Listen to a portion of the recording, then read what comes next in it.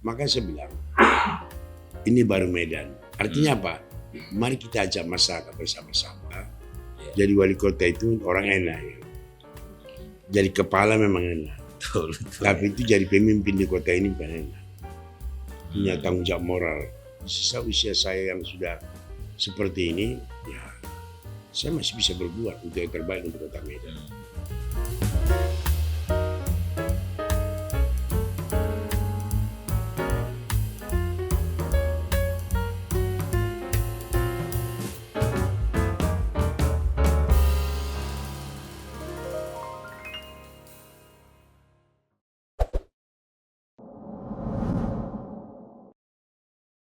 Assalamualaikum, Abang dah. Waalaikumsalam warahmatullahi wabarakatuh. Abangku Ya.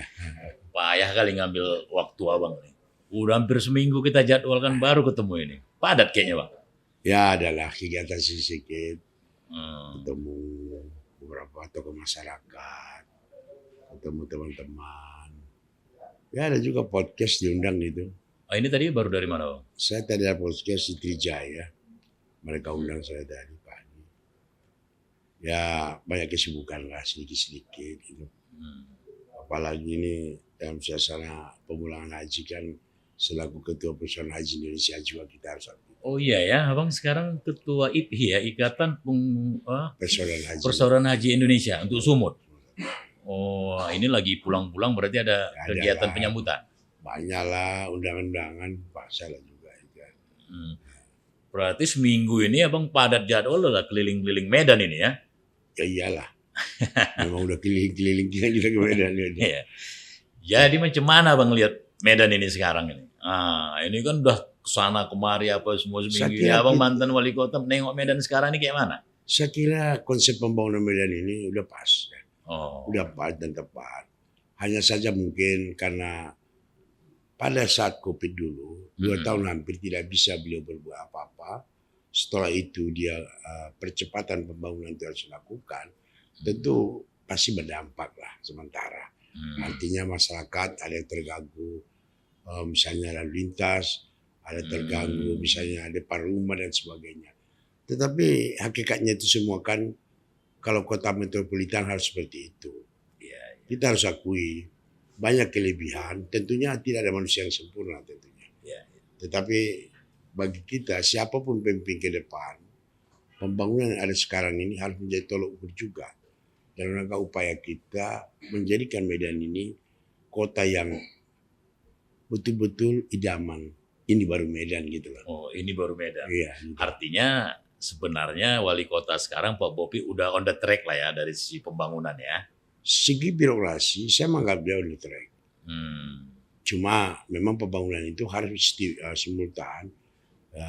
Beberapa baik infrastruktur jalan, drainase, underpass, overpass dan sebagainya itu pembinaan lapangan itu kan tidak bisa karena itu beliau ingin pada masa beliau dan itu kan harus kita dukung sebab dana itu bukan sedikit. Jadi kita berharap masyarakat memahami itu. Karena toh itu nanti kalau selesai masyarakat juga menikmati itu. Oke. Kedepannya harapan kita siapapun pemimpin tentu sudah mulai pembangunan itu akan merebak ke pinggiran sehingga Medan Utara juga terbenahi baik, penanganan kemiskinan, revitalisasi pasar, itu semua nanti akan berjalan. Gitu. Itu adalah salah satu upaya kita dalam menciptakan kota Medan sebagai kota ibu kota provinsi. Ya. Ini dia kabarnya kan tidak maju lagi Medan Bang kan? Iya. Dia maju sebagai gubernur. Sementara pembangunan yang sudah dijalankan ini kan perlu keberlanjutan. Keberlanjutan. Nah, dan saya dengar Bang ya, Ya. dalam 2 minggu ini di masyarakat itu sudah tahu dan paham Abang katanya mau maju lagi menjadi wali kota Medan. Apa kira-kira motivasinya? Apa itu Abang dah? Saya kira sebagai pernah memimpin kota ini, sebenarnya apa yang dibuat oleh Pak Wali Kota sekarang ini, pasti diteruskan itu. Termasuk berbagai kegiatan kita, ya terlepas daripada berbagai hal informasi dari masyarakat, tetapi kita jujur mengatakan Islam Center, teladan, apa mereka. Ya pastilah ada yang pro kontra. Tetapi ketulusan hati beliau tercermin dalam otak kita. Karena perencanaannya itu bukan perencanaan main-main loh. Dari orang perencanaan pembangunan bukan main-main. Contohnya lah terminal Amplas sudah begitu kelasnya mewah gitu kan. Ya. Sekarang tinggal kita ke depan bagaimana memanfaatkan itu supaya masyarakat menikmatinya gitu loh. Nah, itu tugas kita. Jadi seorang pemimpin tidak boleh mengikuti masa-masa lalu. Tapi mari kita buat keberlanjutan ini lebih baik lagi gitu loh. Tidak boleh. Jadi apa yang dibuat beliau itu udah bagus, kita lanjutkan lagi. Oke. Kalau abang mimpin nanti fokusnya kemana ini? Pembenahan Medan ini? Tentu fokus saya adalah bagaimana masalah infrastruktur di kota ini menyeluruh gitu loh. Oke. Kalau sekarang ini kita lihat agak terpusat di kota, contohnya lah kita harus jujur. Jembatan Canangi itu kan beliau menyelesaikan. Ini mati masyarakat. Sampai setelah itu lagi dibangun lagi jembatan. Itu adalah sesuatu bagaimana beliau memikirkan. Tentu tidaklah bisa sekaligus. Itu kan pembangunan itu bertahap. Gitu. Tetapi bagi saya ke depan tentu ada lagi hal-hal yang perlu kita benahi lebih cepat lagi. Saya bincang-bincang dengan beliau itu bagaimana idenya yang begitu baik untuk kota ini harus kita apresiasi. Ada yang diingat masyarakat ini sama abang ini. Waktu abang mimpin dulu itu pertama itu dalam sejarahnya kita nggak pernah lihat yang namanya petisa, sambu bersih. Waktu abang mimpin itu semuanya bersih. Ternyata sambu itu jalannya lebar. Padahal kan banyak kalajengking, ular apa di situ. Nggak takut abang, ini mau calon lagi misalnya itu gimana? Medan ini tahu lah bang, kota besar, ularnya juga besar kan? Persoalan Medan ini sebenarnya kita harus, makanya saya bilang ini baru Medan. Artinya apa? Mari kita ajak masyarakat bersama-sama. Bicara preman-preman apa sih? Yang penting ada pendekatan kita. Libatkan masyarakat dalam melaksanakan pembangunan. Jadi ini kan misalnya di Sambu itu ada OKP, ada ini semuanya. Itu gimana dulu abang menaklukkan itu sehingga mereka tidak komplain, rela, dan Sambu itu kemudian bersih. Gitu. Ya, tentu pendekatan. Kita harus pendekatan persuasif. Jadi komandan itu di depan gitu loh. Dia boleh anak buah di depan, kita harus di depan melakukan pendekatan. Sama aja itu menentukan kita jalan-jalan yang ditumbuhi banyak pedagang UKM-UKM itu. Kata mereka baik, cari solusi di mana mereka. Makanya diperlukan adanya revitalisasi pasar tradisional. Kenapa? Seperti misalnya Petisa, harus direvitalisasi. Artinya, kenapa sekarang ini kata orang tak bukan dasar, sudah online semua, kenapa? Karena ibu-ibu dulu, teringat saya semasa 10 tahun lalu, kalau ke Medan ke Petisa rasanya nggak ke Medan gitu loh. Ada apa? Ya, dia harus punya AC yang bagus di dalam, tata yang bagus, bersih, sehingga dia pun kalau bersolek dia ke Petisa nggak keringat dia. Kalau tidak, ya udahlah, gojek aja lah kan gitu. Itu sunyi sekarang Petisa bang ya, beberapa pasar itu. Kenapa gitu bang? Dan gimana dulu abang mengantisipasinya itu? Ya tentunya tidak akan ada lagi pedagang yang besar di luaran. Ya, disitulah perlu ada ketegasan dan mengayomi namanya. Tegas melaksanakan aturan, tapi kita ayomi. Apa saja solusi? Apa masalah di dalam? Karena nggak ada AC, nggak ada ini. Ya udah kita bereskan begitu. Jadi pasar ini ke depan masih diperlukan ada penyertaan modal untuk menata ini begitu loh. Artinya Pemko melakukan penyertaan modal, membantu mereka dari sisi modalnya, kemudian fasilitas ininya dibenahi, sehingga pengunjung juga tetap sehingga PAD pun bisa meningkat gitu loh. PAD bisa meningkat gitu. Kalau pasar ini tradisional yang kita benahi, bagaimana orang? Padahal di pasar itu terjadi komunikasi silaturahmi antara masyarakat yang baik gitu loh.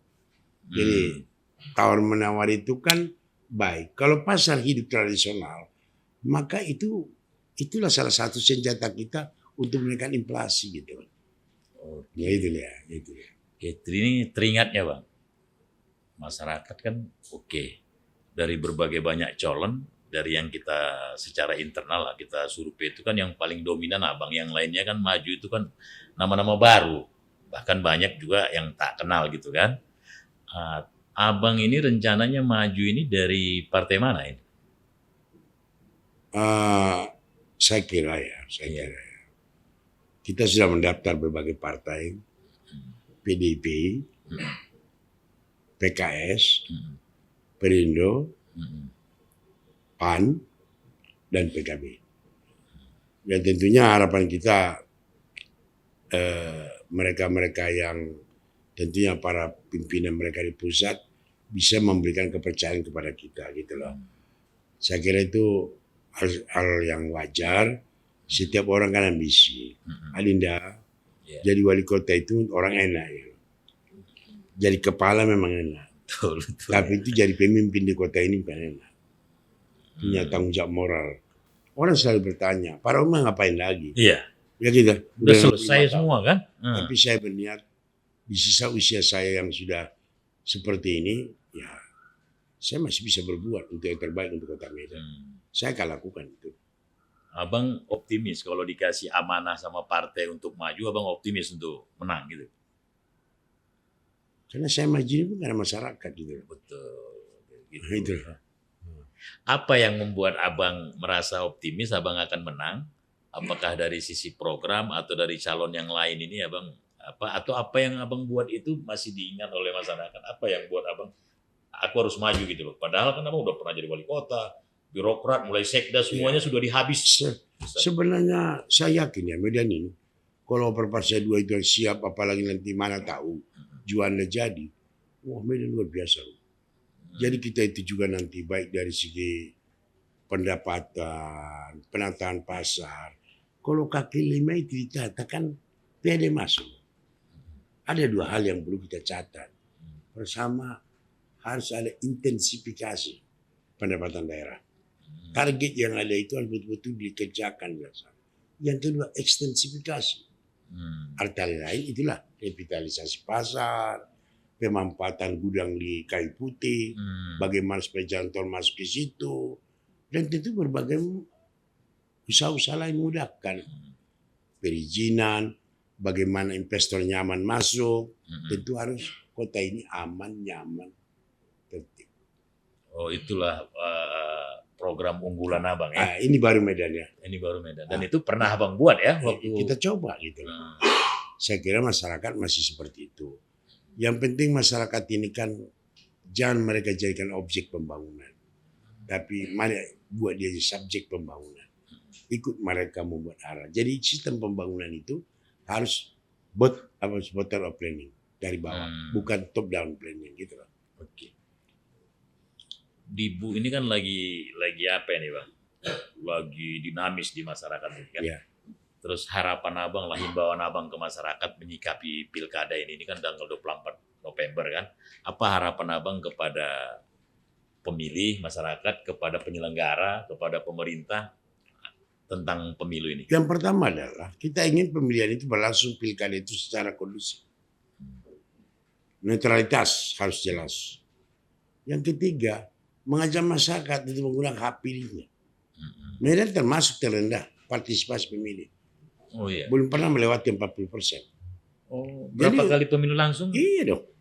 Jadi justru karena itu kita mengharapkan nanti untuk Medan ke depannya lebih baik, maka peran serta partisipasi masyarakat itu sangat kita harapkan. Itu perlu ada sosialisasi. Saya tadi pagi udah di Pantali, udah datang tadi panitia pendaftaran pemilih, mendaftar saya sebagai pemilih. Karena saya dengar kabarnya KPU dari 3.000 sekian ya, jumlah TPS Medan akan dikerucutkan jadi separuh. Artinya apa? Karena memang calonnya pula sedikitnya gubernur, wali kota. Berarti cukup misalnya kalau dia selama ini 500 TPS, jadi 250 TPS gitu. Karena cepat. Dulu bukanya aja lama gitu. Jadi beda. Pemilihan legislatif dengan pemilihan eksekutif ini beda kali. Jadi ini pemimpin ke depan ini masyarakat akan berpikir jauh. Karena 5 tahun ke depan membawa misi. Ya. Berarti kalau soal keterlibatan masyarakat, ya perannya KPU sebagai penyelenggara itu harus optimal ya. Harus dong. Nah, itu jelas. Dan saya kira pada saatnya nanti presiden kita juga akan menyikapi ini supaya masyarakatnya betul-betul menggunakan haknya secara naluri dan kebebasan. Jadi Cukuplah yang lama itu apa yang kita dengar. Tapi kita ingin pemilihan kepada ke depan ini sudahlah lebih baik demokrasi itu. Gitu. Dan untuk pemilu ke depan Abang yakin pemerintah akan netral. Netral. Isu-isunya kan misalnya kan ini ada kekuasaan, nanti ada terlalu memihak atau apa itu Abang yakin ini semuanya? Coba kita tepis. Oh iya. Coba kita tepis. Iya betul. Bagi saya agar pilkada serentak ini bisa berjalan sukses dan kondusif. Itu aja. Ya. Saya tidak pernah bicara soal bantuan, soal ini. Ya namanya setiap calon itu kan punya gebrakan sendiri. Betul. Tapi tidaklah kita segalanya diukur dengan itu. Masyarakat juga udah pintar. Saya tidak mau pernah berjanji dengan masyarakat. Tapi saya akan berbuat yang terbaik Kota Medan. Bagaimana menjadikan Medan hari ini lebih baik dari kemarin. Esok lebih cerah dari hari ini. Ini Medan, Bu. Ini baru Medan. Ini baru Medan. Ini baru Medan. Terima kasih Abang Dah. Saya Ini kira kalau itu. kita lanjutkan panjang banyak betul hal-hal yang bisa kita eksplor kan tentang Medan ini. Karena Abang memang udah pernah jadi wali kota, pasti banyak hal yang dialami ya. Untuk ini yang terakhir, apa pesan Abang untuk masyarakat tentang Abang sendiri? Kalau misalnya maju, dapatlah perahu, dapat amanah dari partai, Abang ingin sampaikan apa ke warga Kota Medan ini? Saya kira masyarakat udah tahu. Iya. Ya. Apa yang sudah kita lakukan, masyarakat tahu. Jadi walaupun ada framing buzzer macam-macam, silakan aja. Tapi saya ini adalah orang yang bebas, punya hak. Bagi para calon silakan. Kita berkompetisi sehat gitu lah. Berkompetisi sehat, udah usah main-main buzzer, udah usah black campaign, biasa silakan aja. Calon yang Abang anggap kuat itu siapa? Ini dalam konteks kontestasi, bukan dalam konteks apa ya? Menurut saya belum melihat, karena belum ada yang resmi kan. Nanti kita lihat dalam pencalonan siapa yang. Jadi kita belum menentukan bahwa calon gubernur ini. Saya kira gubernur yang baru pasti calon baru satu. Pak Wali Kota, Pak Bobi Nasution. Ya lain belum jelas. Ya kan begitu. Nah, Wali Kota juga seperti itu. Nah, daerah lain juga belum tentu. Nah, jadi saya kira harapan saya himbau kepada masyarakat Kota Medan, mari kita song-song pilkada ini dalam rangka menyongsong generasi emas tahun 2045 itu. Kita yang bisa melakukan. Kalau tidak kita siapa lagi gitu. Kalau bukan sekarang kapan lagi? Kapan lagi? Gitu. Terima kasih Abang Dah. Sehat selalu, semoga sukses. Dan apa yang dicita-citakan bisa terlaksana dan dampak manfaatnya bagi warga Kota Medan ini bisa terasa. Oke Bang? Assalamualaikum.